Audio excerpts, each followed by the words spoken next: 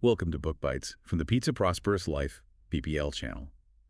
In this deep dive, we're continuing our three-part series on Atomic Habits by James Clear, a really transformative guide to mastering those small behaviors that lead to lasting success. Today, we're unpacking the second part of the book. We're diving into the core ideas and, actionable insights from the third law, make it easy, and the fourth law, make it satisfying. So get ready for some practical strategies to make good habits stick and, well, make the bad ones disappear.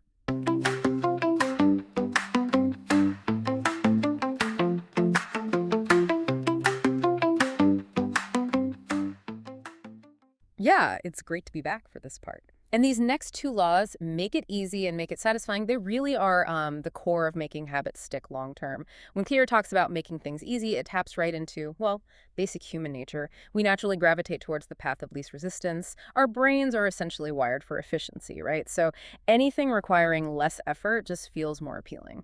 That makes total sense. And Clear brings up this really powerful distinction between motion and action. He tells that great story, the one about Jerry Ullman's photography class, where you had the quantity group and the quality Oh group. yeah, the quantity versus quality is brilliant. And the quantity group, they just had to produce 100 photos, but they ended up making all the best ones. The quality group, aiming for that one perfect shot, they kind of just theorized and didn't produce much. What does that tell us? Does it mean we're sort of scared of the messy doing part?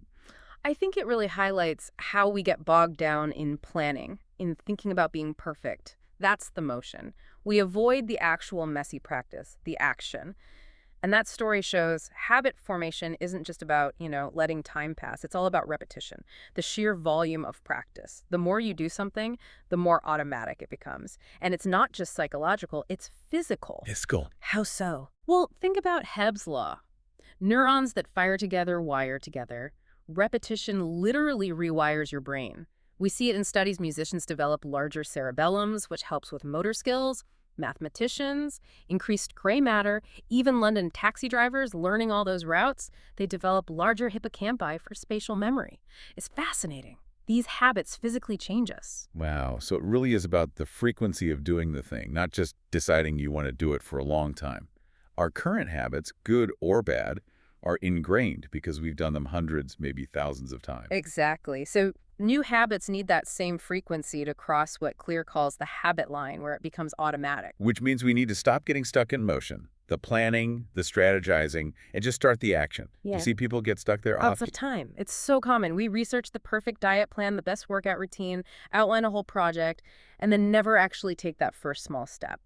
And that's where environment design comes in, reducing the friction. Ah, the friction. Like the bent garden hose analogy he uses. Precisely. You can try to force motivation, crank up the water pressure, but it's way easier to just unbend the hose. Remove the friction. It's about making the good habit the path of least resistance. That garden hose thing really clicks. It makes you wonder how often we think we have a motivation problem when really it's just friction, something in our environment blocking us. Absolutely. And Clear gives that huge historical example how agriculture spread faster east-west than north-south. Right, because the climate was similar. Less friction in adapting crops. It shows how much our environment shapes us, like an invisible hand. And think about our daily lives now. Scrolling on our phones, checking email constantly, binge-watching shows. Why do we do it? Because it's easy. Yeah. Super convenient. Exactly. It requires almost zero effort. Compare that to, say, practicing guitar or writing a report. The Massachusetts General Hospital cafeteria example is perfect. They didn't nag people, they just rearranged the drinks. More water visible, fewer sodas. And sales shifted dramatically, right? Just based on what was easier to see and grab. Yep. It shows the power of the environment, especially visual cues. He mentions we have something like 11 million sensory receptors, and 10 million are dedicated to vision. What we see profoundly influences what we do. So, simple things like putting your vitamins next to the kettle or your guitar stand right in the middle of the room. Or his own example, putting apples in a fruit bowl on the counter instead of hidden in the fridge makes you much more likely to eat them. And that fly sticker in the urinals at Schiphol Airport, that's amazing. Reducing cleaning costs by 8% just by giving people something to aim at. It's subtle but powerful. It really is. These are all examples of priming the environment, making the future action easier before you even get there.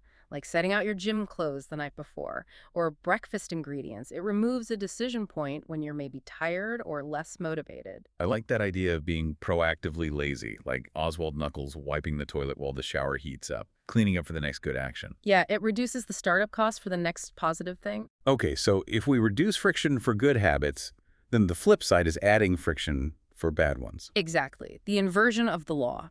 Make bad habits difficult. Like unplugging the TV after you use it, or hiding the cookies on the top shelf. Or deleting social media apps from your phone, even temporarily. Leaving your phone in another room while you work. Anything that adds a barrier, even a small one. What's the psychology there? Just making it annoying enough that you pause? Pretty much. You're raising the activation energy. Our brains like easy. Add a few extra steps, a bit of effort, and the automatic pull weakens. This leads into commitment devices too. Those choices you make now to lock in better behavior later. Like Victor Hugo locking away his clothes so he had to write. That's pretty extreme. Yeah. Maybe a bit extreme for most of us. But buying snacks in single-serving packages instead of a giant bag, that's a commitment device. You're making it harder to overeat later. Or Odysseus tying himself to the mast to resist the sirens, making the impulsive choice impossible. Right. It's your rational present self outsmarting your potentially irrational future self. And this ties into automation too, doesn't it? Making good habits automatic and bad ones maybe impossible. Yes, like John Henry Patterson, inventing the cash register. It automated ethical behavior, making stealing harder for his employees. Or simpler things we can do now, like setting up automatic bill pay or prescription refills, one-time actions that keep paying off. Alfred North Whitehead said, "Civilization advances by extending the number of operations we can perform without thinking about them. Automation frees up mental energy." Though technology can cut both ways, right? Like streaming services, autoplaying the next episode makes it frictionless to keep watching. Definitely. We have to be conscious of removing that technological candy sometimes, like social media notifications, to reclaim our focus. Okay, so making it easy is crucial, but sometimes even that feels like too much. Which brings us to the 2-minute rule. Ah, yes, the 2-minute rule. This is brilliant because even when we intend to start small, we often still start too big. Clear's rule is simple. When you start any habit, it should take less than 2 minutes to do. So instead of read every night, it's read one page. Instead of do 30 minutes of yoga, it's Take out my yoga mat, or put on my running shoes, or open my journal. Just the very first step. these are like gateway habits, right? Yeah. They lead you naturally towards the bigger behavior. Exactly. It makes starting ridiculously easy. And the story of the man who lost over 100 pounds, he started by going to the gym for just 5 minutes each day. 5 minutes? That seems almost pointless initially. But it wasn't about the workout then. It was about mastering the art of showing up, reinforcing the identity of someone who goes to the gym. Like Clear says, it's better to do less than you hoped than to do nothing at all. Consistency trumps intensity, especially at the beginning. I've definitely found that. Trying to force a full-hour workout often led to skipping it entirely, but just deciding to put on my shoes and walk for 5 minutes. That often turned into more. That's it exactly. You standardize before you optimize. Make the beginning of the ritual mindless. Get the reps in for showing up. The rest follows. Okay, so we've made it obvious, attractive, and now easy. We're starting the habit, but how do we keep going? That leads us to the 4th law, right? Yeah. Make it satisfying. Precisely. This is about closing the habit loop in a way that makes your brain say, yes, let's do that again. We repeat behaviors that feel good, that are satisfying. Think about that Stephen Luby story in Karachi, Pakistan. With the soap. Yeah, they wanted people to wash their hands more to reduce disease. Just telling them wasn't working well. So they introduced Safeguard soap. It foamed up nicely, smelled great.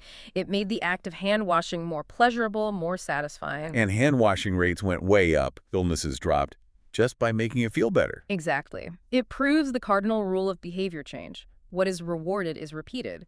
What is punished is avoided. Simple as that. Even chewing gum, Wrigley made it more satisfying, added flavors, and it became a global habit. But there's a catch, isn't there, with modern life? Yes, the mismatch. Our brains evolved in what Clear calls an immediate return environment. Our ancestors needed quick payoffs, find food now, escape danger now. Survival depended on the short term. But we live in a delayed return environment. The rewards for good habits, saving money, exercising, learning a skill, they're often far off in the future. Right, so our ancient brain wiring struggles, it prefers the immediate hit. Which is why bad habits are so tempting. Junk food, smoking, procrastinating online, Yeah. they give you that immediate pleasure or relief. Exactly. They feel good now, even if the long-term consequences are bad. So Clear updates the rule. What is immediately rewarded is repeated. What is immediately punished is avoided. The immediacy is key. Okay, that immediacy thing really reframes it. So if the payoff for a good habit is delayed, how do we bridge that gap? How do we make, say, saving money feel good right now? That's where reinforcement comes in. You need to add some kind of immediate reward to the good habit, especially for habits of avoidance like not eating out or not buying something impulsively.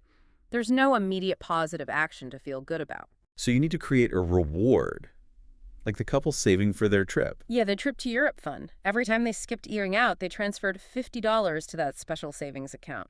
They got an immediate hit of satisfaction seeing that fund grow, linked directly to the habit they wanted. That's clever. But the reward has to fit, right? He says it should align with your desired identity. Absolutely crucial. Rewarding yourself with a massage after a tough workout, great. Reinforces your identity as someone who cares for their body. Rewarding yourself with a giant tub of ice cream. Probably sends a mixed signal, Mm-hmm. identity-wise, casting votes for conflicting identities, as he puts it. Exactly. The reward shouldn't undermine the habit. Okay, so immediate rewards are important. Right. And one really simple way to get that satisfaction is habit tracking. Yes. Habit tracking is incredibly powerful because it leverages multiple aspects of the fourth law. Think of Trent Dersman's paperclip strategy, moving a paperclip from one jar to another for each sales call. So simple. Or Benjamin Franklin tracking his virtues. Or Jerry Seinfeld's don't break the chain for writing jokes, just marking an X on the calendar. Why does that work so well? 3 main reasons, according to Clear. First, it creates a visual cue. The calendar or the paperclips remind you to do the habit. Second, it's inherently motivating. Seeing your streak grow makes you not want to break it. Progress itself is motivating. And third, and this is key for satisfaction, the act of recording your success feels good. Checking that box, moving that paperclip, it's a little hit of immediate gratification, a visual proof you did it. It's like giving yourself a mini reward right after the action. Precisely. He even suggests combining it with habit stacking. After current habit, I will track my habit, makes the tracking itself automatic. Okay, tracking helps maintain the streak. But what happens when you inevitably miss a day? We all slip up. Ah, yes. The crucial rule here is never miss twice. Missing once is an accident. Missing twice is the start of a new habit. That really stuck with me. It's about resilience. Successful people aren't the ones who never fail. They're the ones who get back on track quickly. Don't fall into the all or nothing crap. If you miss a workout, don't just write off the whole week. Do something small the next day. Yes, even if it's just 5 minutes, do something. Reaffirm the identity. The breaking of the habit doesn't matter nearly as much as how quickly you resume it. That's really freeing, actually. It's not about perfection. Not at all. It's about consistency over the long haul and rapid recovery from setbacks. But when we're tracking, is there a danger of focusing on the wrong thing? He mentions Goodhart's law. Right. When a measure becomes a target, it ceases to be a good measure. This is a really important pitfall. If you become obsessed with only the number, say, daily revenue in a restaurant, you might incentivize behaviors that hit the number short term but hurt the business long term, like sacrificing customer service. Or with weight loss, just focusing on the scale number. Exactly. The scale might not budge for a week, even if you're getting stronger or your clothes fit better. If the scale is your only measure, you get discouraged. That's why focusing on non-scale victories, more energy, better sleep, running further can keep you motivated. They reflect the underlying goal better than just one number. Measure what truly matters. Okay, so we make good habits satisfying. How do we invert this for bad habits? Make them immediately unsatisfying. This often involves adding an immediate cost, either a social cost or a financial one. Clear mentions Roger Fisher's wild idea about the nuclear launch codes being implanted in a volunteer the president would have to kill personally. Whoa! That's intense. But the point is making the consequence immediate and visceral. Exactly. The more immediate and more costly a mistake is, the faster you will learn from it. Pain is a powerful teacher, especially immediate pain. A more practical approach is a habit contract. Like Brian Harris's weight loss contract. That was detailed. It really was. Specific actions, specific penalties paying his trainer, dressing up uncomfortably for work if he missed weigh-ins or workouts. He created immediate, undesirable consequences for slipping up. And just having an accountability partner helps too, even without a formal contract. Definitely. Knowing someone else is watching, someone you respect, adds an immediate social cost to slacking off. Think of Margaret Cho committing to write a song a day with a friend, or Thomas Frank setting up an alarm that tweeted embarrassing messages if you overslept. Huh. The fear of public shame or letting someone down makes procrastination immediately less appealing. Precisely. It makes the long-term consequence of inaction feel immediate. These four laws, they build on each other so effectively, make it obvious, attractive, easy, and satisfying. But Clear doesn't stop there, does he? He hints at more advanced stuff. Right. The book goes into refining habits once they're established, like the Goldilocks rule, staying motivated by working on tasks that are right at the edge of your current abilities. It's just manageable difficulty, about 4% beyond what you can already do. Keeps things engaging. Not too boring, not too hard. Like Steve Martin constantly pushing his comedy into new territory. Yeah, and that relates to the challenge of boredom and mastery. Anyone can be excited at the start, but who can handle the boredom of daily practice when the novelty wears off? That's often the difference maker. He also touches on variable rewards, doesn't he? Like slot machines keeping us hooked because we don't know when the payoff will come. Yes, that uncertainty can be incredibly compelling, for better or worse. Keeps things interesting. And there's even a potential downside to good habits, that they can become so automatic we stop paying attention. That's a really insightful point near the end. Habits can lead to mindless repetition. We stop getting feedback, stop improving. The antidote: reflection and review. Regularly checking in on your systems, like Pat Riley's Career Best Effort program with the Lakers, constantly analyzing and seeking tiny improvements. So it's not just about building habits, but also pruning and refining them. Keeping your identity, as he says, small, adaptable. Exactly. Being willing to update your beliefs and habits as you grow, because a lack of self-awareness is poison. Reflection and review is the antidote. It's about staying conscious and intentional. Wow. Okay, this deep dive into the third and fourth laws of atomic habits really shows how powerful making things easy and satisfying can be for lasting change. And remember James Clear's core message.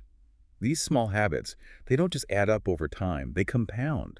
That's where the real transformation happens. Join us for the final part of our series next time, where we'll explore those advanced strategies and the deeper themes that tie this whole habit-building system together. Make sure you subscribe or follow Book Bites from the PPL channel so you don't miss it.